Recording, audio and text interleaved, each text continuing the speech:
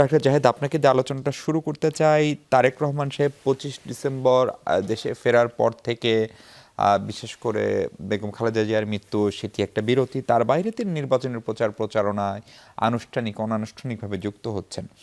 তিনি এখনও যখন বলেন যে কোনো কোনো মহল এখনও চেষ্টা করছে কিভাবে ভোট বাধাগ্রস্ত করা যায়, সেইটা কি কেবল ভোটের মাঠে কথার কথা হিসাবে আমরা ধরবো, নাকি এইটার আসলেও কোনো গূঢ় তাৎপর্য আছে? প্রশ্নটা হচ্ছে, সেই শক্তি কারা যারা এখন এই ভোট বাধাগ্রস্ত করতে চাই? এমনকি দলের দ্বিতীয় শীর্ষ নেতা মির্জা ফখরুল সাহেব বলছেন সঠিক সরকার নির্বাচন করতে না পারলে উল্টো দিকে যেতে হবে। ফলে এই কথাগুলোর আসলে তাৎপর্য কি একটু সহজ করে যদি বলেন। মানে কিছু তাৎপর্য তো আছেই। আমরা নির্বাচনের তফসিল ঘোষণার পরের একটা ঘটনা আমাদের সম্ভবত যে নিশ্চয়তার বোধ ছিল সেটাকে বাধাগ্রস্ত করেছে। সেটা হলো উসমান হাদি মারা যাওয়ার পরদিন বা ওই দিনই যেদিন খবরটা আসলো, আমাদের খুবই গুরুত্বপূর্ণ দুটো পত্রিকা এবং দুটো সাংস্কৃতিক সংগঠনে যখন হামলা হয়েছে, তখন খুব সিগনিফিক্যান্ট দুজন মানুষ যাদের খুব ক্রেডিবিলিটি আছে। একজন হচ্ছেন জনাব নুরুল কবির, যিনি এই ডেইলি স্টারে আটকা পড়া সাংবাদিকদেরকে উদ্ধারের জন্য গিয়েছিলেন। তিনি বলেছেন উনি 2.5 ঘন্টায় যতবার উপদেষ্টাদেরকে ফোন করেছেন উনি এই 1.5 বছরে সেটা করেননি, এবং দ্ব্যর্থহীন ভাষায় তিনি বলছেন সরকারের একটা অংশ এর সাথে জড়িত না থাকলে এটা হতে পারে না।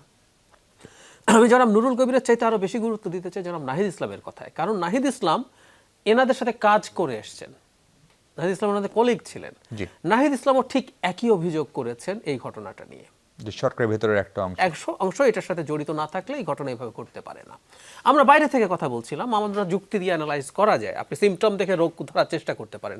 আর যারা ইনসাইডার, বিশেষ করে নাহিদ ইসলাম তো একবার ইনসাইডার ছিলেন, সেই প্রেক্ষাপটে আমি মনে করি এই সময়েও যদি এরকম ঘটনা ঘটার সুযোগ থাকে, সরকারের মধ্যে কেউ যদি এরকম ঘটনাকে পেট্রোনাইজ করার চেষ্টা করেন, এই ঘটনা তো ঘটানো হয়েছিল আসলে নির্বাচনকে কোনো না কোনো ফর্মে ভণ্ডুল করা, পিছিয়ে দেওয়া, এসব কোনো উদ্দেশ্যে, এটা কোনো কনফিউশনের কিছু নাই।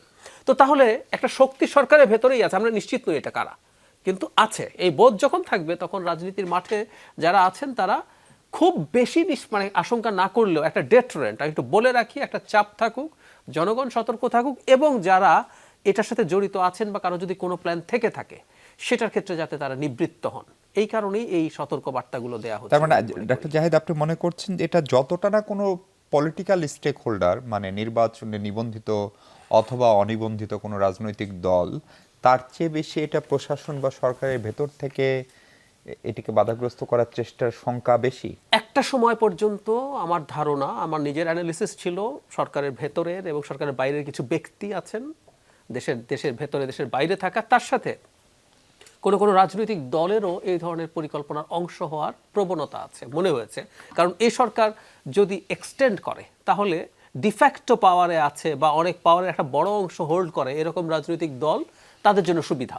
কারণ একটা নির্বাচন হয়ে 151 সিট যদি পেয়ে যায় কেউ, বাংলাদেশের প্রশাসন নিয়ে আপনি যে কোনো কিছু করতে পারেন, পুরোপুরি শতভাগ নিয়ন্ত্রণে। কিন্তু আমি এই পয়েন্টে এসে দাঁড়িয়ে বলছি, দুটো জোট কারোরই কোনোভাবেই এই নির্বাচন আর পেছাবো বা নির্বাচন বানচাল করব এই রকম কোনো প্ল্যান যদি কারো থেকেও থাকে, তার অংশ তারা হবেন না।